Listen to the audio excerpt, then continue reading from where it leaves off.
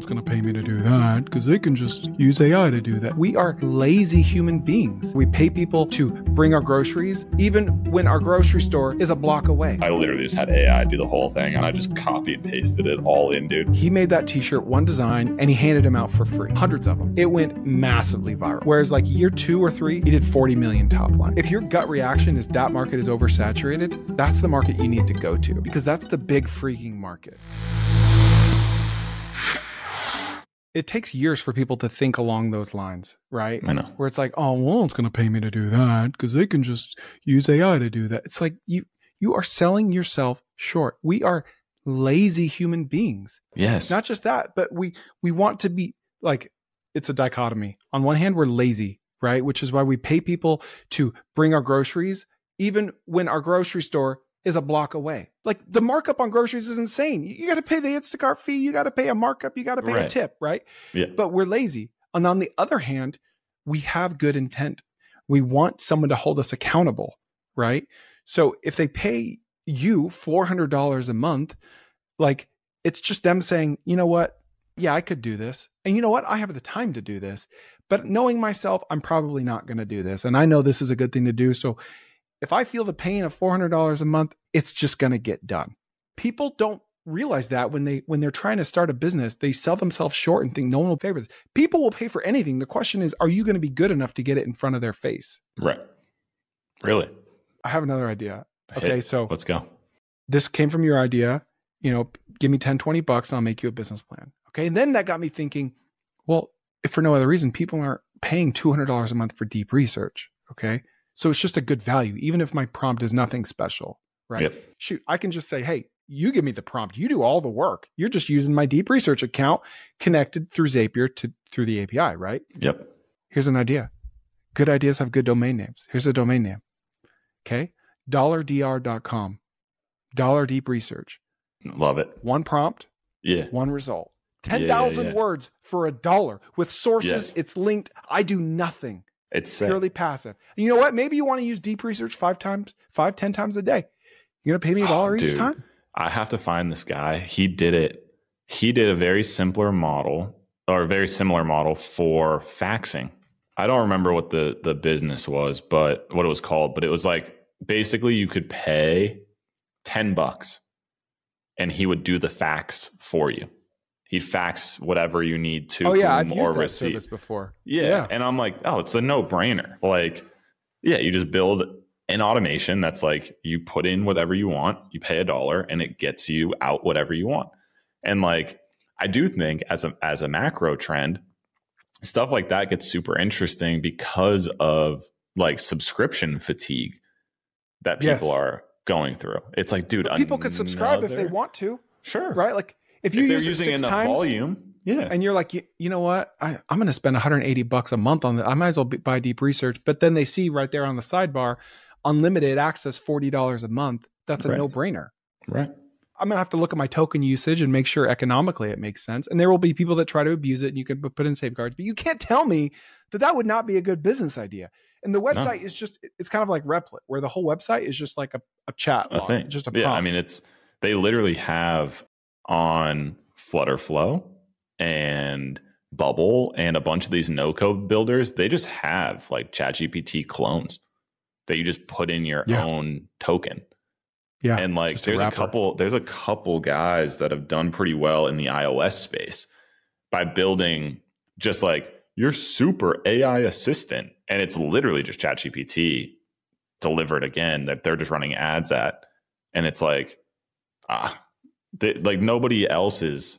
If you charge 50% of what ChatGPT is costing, so instead of my $20 a month, I'm charging, Sarah from Minnetonka, Minnesota, $10 a month so that she can ask this thing about what to do with her sourdough. And again, it's like so mass market. Like imagine, it just like a super user friendly, like mass market ChatGPT wrapper. Like everyone's over here trying to figure out like kind of unique use cases for ChatGPT to like go and build a wrapper for. I was like, what happens if you don't wrap it? What happens if you just put it out as like, yo, this is your AI assistant, generally speaking? I mean, ChatGPT is a terrible name. What does GPT even mean? I don't even know. I have no idea. No clue. We don't even know. And we're like core users. We should ask it itself. So what does the GPT even mean, bro? What do you mean, bro? What do you mean, bro? Dude. But yeah, I do think like, I don't know, like a simpler version of that that's just like iOS like native and cheaper. Like I think there's a bunch of people that probably use ChatGPT that don't have the pro version. There's probably a pretty big subset of that market where the use of it is just not contextualized enough to justify $20 a month. But like, if you can go in, dude, it's like, yeah, you get super dynamic. You figure out what people are talking about and you say, hey, if you really want this to like learn, right? Like we look at it, hey, there's an opportunity there. Broad thing. Dude. All right. So Sam Altman tweeted like, hey, we're kind of throwing around the idea of, okay, let me back up. Just look at power laws, right? What percentage of ChatGPT users have the $20 a month plan? I would say like 5%. Probably, okay? Yeah. 95% are very casual users. They have no need to pay for it, and they don't. 5% pay $20 a month. And of those 5%, maybe 10% pay $200 a month. So we're talking like a fraction of a percent of the total user. We agreed here? Yeah, 100%. Sam Altman came out and tweeted like, hey, we really want people to try Operator, to try deep research, but they're not going to pay $200 a month. What if you had the $20 pro plan, that $20 could convert to credits to where you could test it and it would just work down your balance? Yeah. Genius. Why would they not do that, right? Because 100%. then you'll get to use it, you'll get to enjoy it, and then you might upgrade to $200, right? Right. I think him tweeting that alone shows me that there's demand for this. Like literally just, this is deep research. This is nothing proprietary. You're using my account through an API. It's totally blessed by OpenAI. I'm not doing anything shady, right? That's why they license out their API. And you just run your card stays on file. And every time it goes to charge it, there's like a pop-up that, and maybe you could give it like 3 or 4 prompts per, right? Because you're gonna finesse it. You just do bit. like, yeah, it's like a reload basis of like, we'll charge you $5 every time. Yep. And you just reload the $5 based on a usage. Almost like how they run some of their API stuff. Because you can like go and add credits into OpenAI's API, right? And then it's like, oh, when you hit a minimum balance, like what do you want it to refresh it? Yeah. Dude, but imagine the data you would get out of this. Like, first of all, your users are super high value. They could be researchers. They could be white collar earners. I would just learn a ton by reading their prompts, right? Like, what are you trying to, like, what? That's interesting. Like, it would just be really interesting to see what people are asking ChatGPT.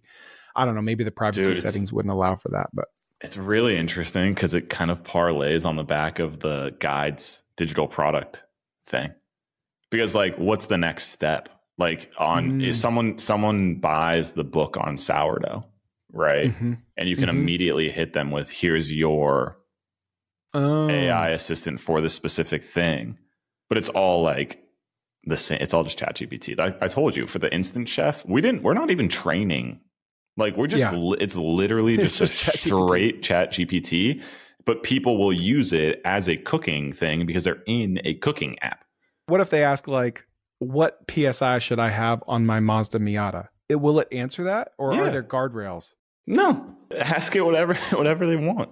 Like, because it's Pareto principle, right? It's like 96% of these people are going to ask about the thing. Like, sure, if you have somebody that's going to ask about their car, like, go ahead, I guess. Like, but who's going to like? There's going to be some guy in Minnetonka that's like, dude, I just found the biggest life hack. I downloaded this app for my steaks, and I just like randomly, I asked it about the NHL playoffs, and it answered me. And this is like the best NHL playoff app ever. And his friend's going to be like, dude, that's literally ChatGPT. Literally what, just ChatGPT. What? Yeah, like, right? Some guy's going to feel like he found like the national treasure in your app. Dude, that's what I'm saying. That's what I'm saying, though. It's like, man. I don't know. I think it would be interesting to put out like very similarly. You have just the broad ChatGPT app that you clone, right? Just a wrapper, literally just interact with it however you want. And then you do the same thing that you would do with the guides from an ad account structure perspective. Download the best personal training AI. Download and it all just goes to like Life Assistant AI. And then people just use it how they want. Charge them $9 a month. Like everybody becomes your audience. It's just contextualizing the download for them specifically. Oh, this is such a good idea. It'd be so fun. What's that one called, dude? There's a plugin. All right, I'm gonna text it to you. It's called AI PRM. It's like a plugin that lives on top of ChatGPT. I've seen this. It helps you prompt better? Yeah, it gives you better prompting. Okay. Man, that's a 5-letter domain name. Those are valuable. Dude, really sick. Super cool. I got 2 more ideas. Fire. Let's go. You good? Okay. Yeah. So I'm going to bleep this out because there are very, very few ideas. I want to bleep anything out because that's the whole nature of this podcast, unless it involves a domain name that I'm trying to buy. That's a very clear exception, right? Yeah, 100%. All right. So is a thing, right? It is like, it's been a thing for like 6 months. It's blowing up. It's like, it is a phrase that is permanent. It's going to be here. And I freaking love it. And I had an Instagram reel get like 10 million views where I said that phrase multiple times. The domain name was snatched up for $10 in September of last year. Tough. Okay. The .com. Yeah. And we don't do non.coms unless we're like testing concepts, right? Yeah. And so I was thinking like that fits so well with my brand and everything I talk about. I have to own that .com. And I found the guy that owns it. He's kind of an indie hacker, build in public type guy. And he's DM'd me back. We're talking. He doesn't want to sell it. I'm going to try to change his mind. Okay. Yeah, for sure. I just feel like, let's just think very like not innovatively. This could just be a merch brand, an apparel brand. Did we talk about the brand God is Dope? I don't think so. Is that you and I? Okay, so God is Dope. If you Google God is Dope, then click on images and look at that first t-shirt, the black and the white. The story behind this brand, and I've told it on this pod before, so I won't go into detail. It's this guy living in Atlanta. He made that t-shirt, one design, and he went like Georgia Tech, some university, and he handed them out for free. Hundreds of them. You know what? He sold them for $5, which was his cost. That's what he did. And he's just thinking like, I just want to spread awareness. I want to build a brand and then I'll worry about making money. It went massively viral. I'm sure. Okay. Whereas like year 2 or 3, somewhere around year 2 or 3, he did 40 million top line. Okay. And it was not an accident. He was very astute and he's like, don't worry about making like, and it's so funny how you hear gurus and influencers say opposite things and they both can be true. On one side of the spectrum, it's like, don't undersell yourself. Charge more than you think people will accept. And on the other side, it's like, do work for free until you get like both work. It just depends on the context. Yeah, 100%. So he's like, I'm not going to be greedy. I'm going to sell these at cost. And then word of mouth, t-shirts are very, visual. And he crushed it. He did mid 8 figures his second or third year. And it's a very strong brand today. And they still sell really cheap t-shirts and then they sell more expensive t-shirts. I feel like that works because A, it's a good design. B, it's kind of a polarizing message. Yep. Right? If you don't believe in God, it's polarizing. If you believe in God, it's polarizing. Yep. Right? I feel like this slogan that we're talking about could have a very similar effect. And honestly, I would probably copy that same design and just spell it out every single word. Yeah. But here's the idea that I specifically want your feedback on is 2 t-shirts for sale. Same design, same slogan. On one of them, it's just the slogan. And maybe that's a $25 t-shirt. And then on the other one, it's the slogan, except one more word, .com. And that is the .com. And it's a $15 t-shirt. So you pay much less, but you're advertising the brand. You pay a fair market for a t-shirt and you're not advertising it as much because there's no .com. Maybe even you take it a step further and like down on the bottom of the t-shirt, like close to where it hangs over your belt, you put a little QR code to your website. So you're walking around, someone's like, dude, where'd you get that t-shirt? Was oh, that's cool. Hey, right here, QR code. And then you could take it a step further with an automation and every customer could be an affiliate and they can make money from that exact QR code. What do we think? That one's cool. I don't think that you have to like put the .com. I don't think that that's going to create any incremental lift. No, I think it's.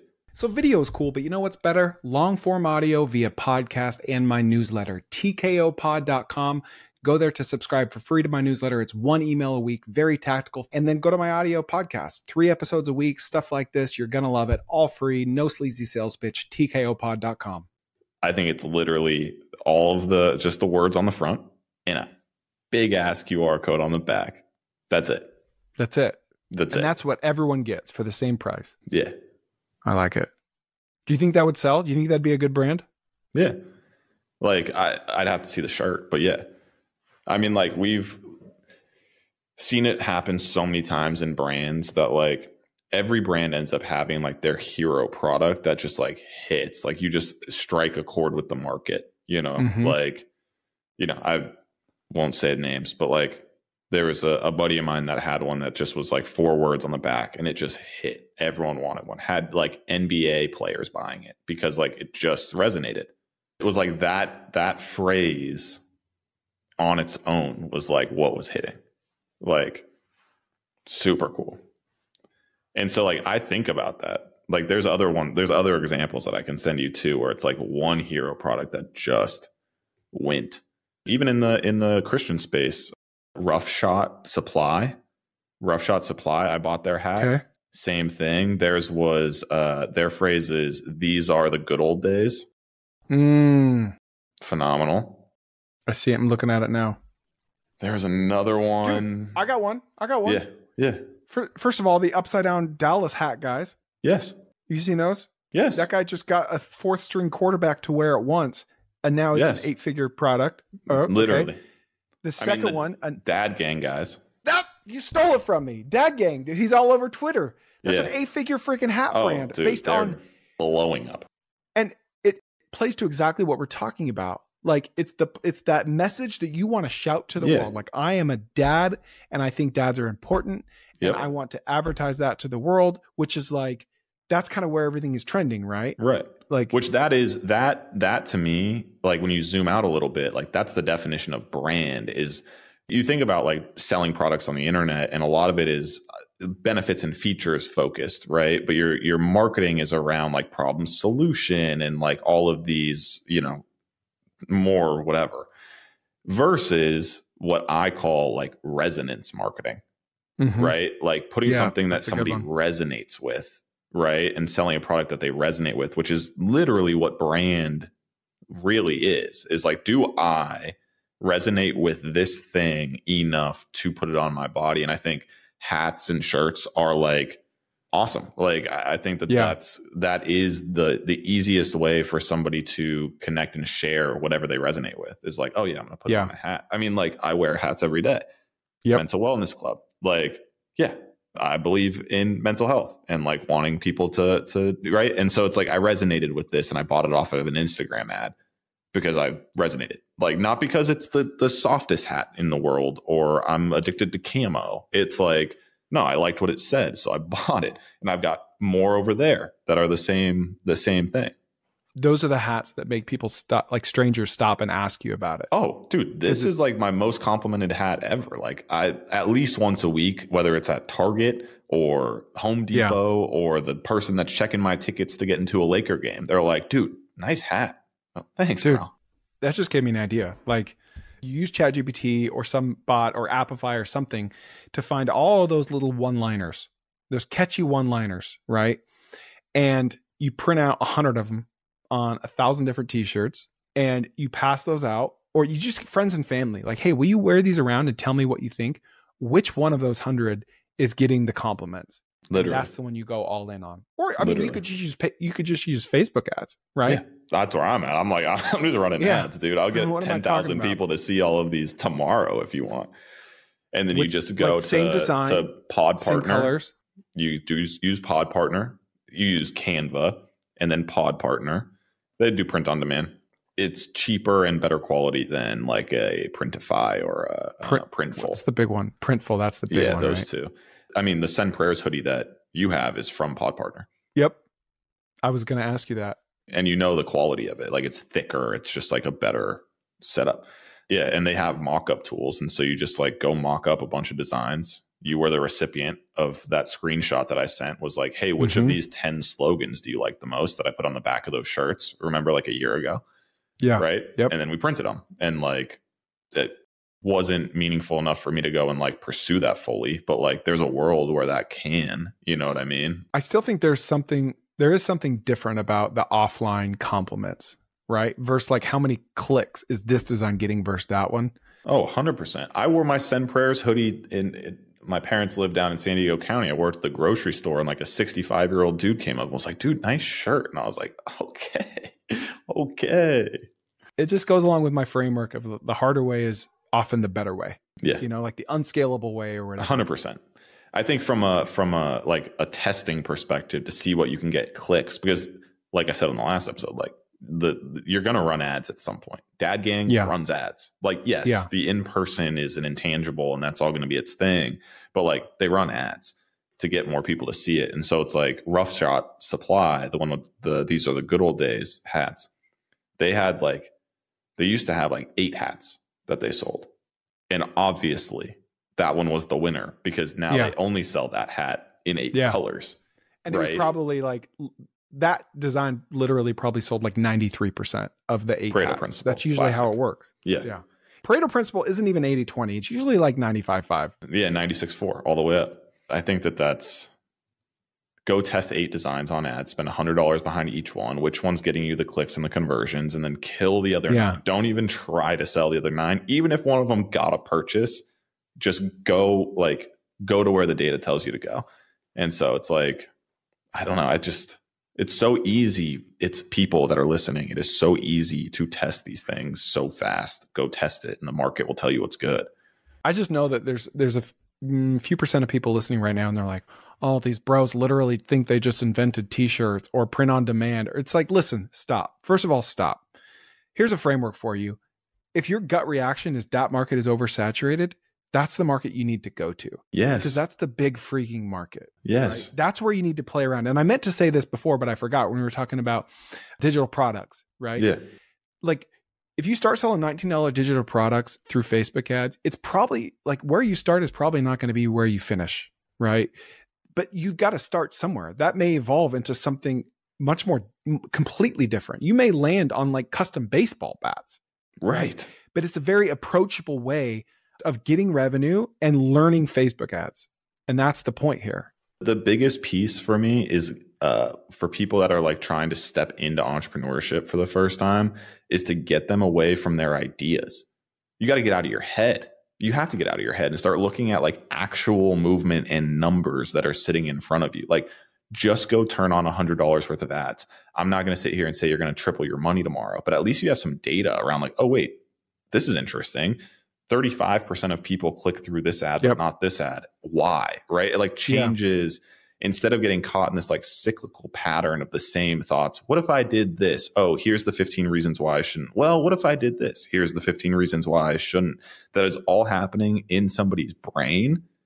It's like, dude, we're all idiots. Like, let's just let the numbers show us what's good and follow the numbers. Like, go test 15 digital products on a general store in 15 different niches that you're anything curious about. Like, in the big ones, focus on the big ones. Health, love, really those two. Those two get in the game. Like food, or religion. Like fitness. there's a handful of like macro market topics that almost every single person in at least the United States is interested in. How do I make more money? How do I eat better food? How do I lose weight? How do I get laid more? Right? Like the macro that they're believing, put something out there just to see it. When it comes to Facebook ads, don't try to be smarter than Facebook. Advantage plus. Just Advantage plus. Let it ride, dude. Don't tell it who to target. You're like, we run everything on broad. The creative does the targeting. The creative does the targeting. They will not click on it if it does not resonate with them. Yeah. And then Facebook very quickly, because Facebook wants to put content that matters to people in front of the people that care, and they want you to keep paying them. They will, I promise, put your offer in front of the right people. Their algorithm is what's feeding you the content that you're watching every day. Let that algorithm do that for you. $100 a day, broad targeting, US only. On anything, dude. Literally anything. We talked about an email opt-in last time. Cool. Digital product. Cool. We keep coming back to it. That's like a theme of our conversations. It's the most no-brainer way for someone to start making progress. Go start. I'm thinking about buying a pizza shop, right? Came up for sale around the corner. Are you actually? Yeah. Okay. I got one of the rabbits you're chasing. I got the P&L in front of my face. Didn't know we're going here, but let's do I know. But homeboy literally holds up a P&L. Yeah, literally looking at mozzarella on line 3. $12,000 a month in rent, dude. But the first thought that I had when it came up and I was like, oh, I wonder what's good. And I saw that they weren't spending that much on marketing. I was like, I'm just going to launch some ads real quick and say, get a free pizza. And I'm just going to do a geo-targeted 10-mile radius around me. Get a free pizza. Give us your phone number. Because if I can go get phone numbers for $3, I'm like, well, okay. Like I feel confident, more confident in moving in that direction. You're going to launch a pizza marketing agency before you ever. Dude, slice.com is honestly, dude, is my dream business. I was like, these guys are awesome. Like so sick. Dude, I subscribe to a guy on YouTube. He's called like Pizza Marketing. And he just goes and he walks into pizza shops and talks about marketing. And I will never own a pizza shop. I might actually one day because I love making pizza, but it's just interesting content. I know, dude. It's slice.com is like just the coolest thing on the planet, dude. Here's my rapid fire idea for you to close us out. I own the domain name nevertouchplastic.com. Got it. Okay. This would be like an Etsy, and you can use something like ShareTribe, like a marketplace as a service. You don't have to build out an Etsy. Yeah. A marketplace where people can buy and sell stuff to each other that has never touched plastic. What do you think? I had no idea that was a segment of the market that existed, but if it does exist and you can make money on it, I would do it. Well, like microplastics, right? Like I was making this sourdough starter. I was talking to ChatGPT about it, and I'm like, if I make my sourdough starter in like a plastic Tupperware, which 90% of people online are doing, right? Will there be microplastics? Yes, because things are happening in there. There's heat in there. It will break down. Okay, will those microplastics be in my sourdough forever? Because I don't know how much you know about sourdough starter, but you literally, it lasts for thousands of years. You keep refreshing it. And it's like, yes, there will be sourdough in your bread forever. It's like, I don't want that. No. You know? So then that got me thinking, like, I need to sell an ultra premium sourdough starter that's never touched plastic. Then it's like, well, I own the domain name Never Touched Plastic. Could that be like a marketplace where like the weird freaks of the world that are that concerned about microplastics, which is not a large percentage of people, but it is growing like crazy, could transact with each other and you could kind of take a spread on that? Do I think people will buy stuff that is focused around reducing microplastics? Yes. Do I think a marketplace is the best business model to go and do that in? No. A marketplace is as hard to start as it is a good business if you get it going. 100%. Does that make sense? Oh yeah, it's like the biggest boulder to get rolling, but the moment that you hit like critical mass, the snowball's so big that it can. Right. But like, yeah, I personally stay away from marketplace business models because like I don't want to play the percentage of GMV game or like whatever. Now, charging a monthly subscription for access to a marketplace, that's on my mind. But like straight revenue model being based off of marketplace interactions, hate that. Don't want to just don't want to participate. Yeah. But people, you should just use that domain, put it on a t-shirt and just sell glass Tupperware drop shipped. Come on. Mm-hmm. There it is. Never touch plastic. That could just be a t-shirt too. Yeah. Like for the microplastic turtle freaks on there or some dude. You know? Jeez, dude, once again, I have a headache. That's a sign of a good pod. That's how it goes. Where can we find you, Sam? We're gonna ask every time. Dude, I'm always on Twitter at I'm Sam Thompson. Sign up for unlimitedcontent.com. You know you need to post every single day on your blog, and you just don't do it. It ain't gonna hurt. I'll tell you that. It ain't gonna hurt. Ain't gonna hurt. All right, what'd you think? Please share it with a friend, and we'll see you next time on the Kerner Office.